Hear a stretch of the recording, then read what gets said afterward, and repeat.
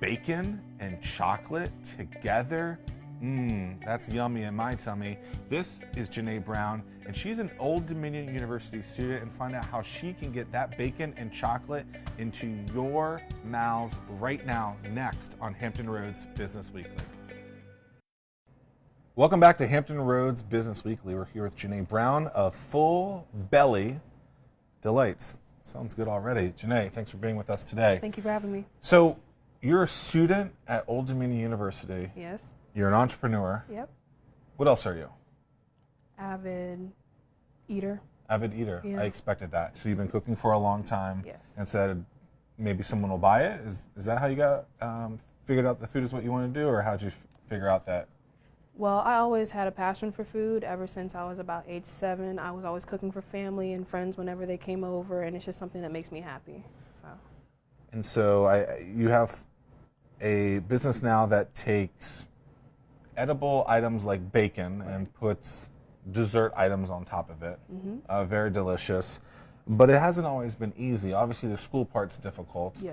But you've run into some challenges on getting food out into the public. What are some of the things that you've gone through? Right now we're focusing on the shipping is going to be a little bit of an issue. So right now we're just trying to concentrate it just to Virginia before we start shipping everywhere else. We're still trying to get that down packed to make sure we're doing everything correctly. So like printing labels, what's the challenge with shipping? Keeping it fresh? Keeping it fresh for sure, because we have insulated squares, but we don't have the insulated boxes because it would cost our customers more. So it's taking more time and effort for us to put the shipping boxes together than it should. So when someone orders from you, they get a Full Belly Delights package. How many days do they get to eat that? Well, if you get the truffles, it's going to last a week. Okay. And then if you get the bacon, it's going to last 4 days. But if you put So it it's in the gotta get there freezers, quick. it has to get there quick. And when you're putting together your packaging, what type of stuff are you looking at to make the experience maybe a little nicer for the customers? Well, obviously the packaging itself, so we always make sure our box and then everything as far as the taste and the presentation really catches the customer's eyes. We also put a little label in there thanking them for personally ordering from us. What's a day in the life of Janay like? Well, wake up, shower, eat, obviously. Usually focus on my schoolwork in the beginning of the day for classes, and after 5 o'clock it's always business, probably until about 11 o'clock. So you have your own storefront to do this? How do you put together the product, and how do you get it out to people? So right now we're actually using a kitchen. Yummy Goodness Catering is allowing us to use their kitchen. They're located in Virginia Beach. So we do our preparing and cooking there, and then once we're done, we package it and then ship it through UPS. How did you create that relationship with them? I was just doing a simple Google search for community kitchens and different kitchens, and I came across them, gave them a call, we met in person, and it was an instant connection. When you called them, what did you say? I said I was an ODU student with a small business, and I was looking for a kitchen and wondered if they could help me. Are you afraid to pick up the phone and ask? Sometimes, but I got to do what I have to do. So. It's so true. So many people are afraid to just pick up the phone, and what they find is once you do pick up the phone, it works. Yeah. So challenges with packaging, challenges with school. You want to get into your own kitchen at some point. What are the next kind of 3 to 5 years for you?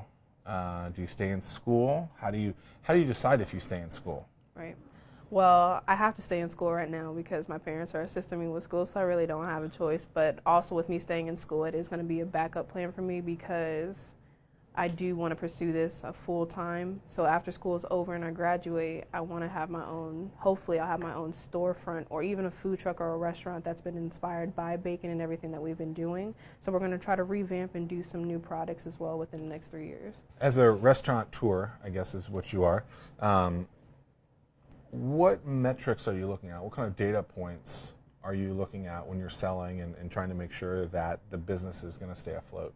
So I always look at what our top sellers are on the different categories that we have, because we have truffles and stuffed truffles, the bacon, and then we also have the bacon pops. So after I do that, I also do some market research as far as how many Americans are consuming bacon per year and the different trends as far as chocolate. How many? What is that bacon number? It's a lot. It is a lot. So on average, Americans eat 18 pounds of bacon per year. Wow. Yeah. And it's Sunday morning, so people are definitely eating Oh yeah. bacon. Of course. Awesome. Janay Brown, best of luck with everything. Keep up the great work. Thank you.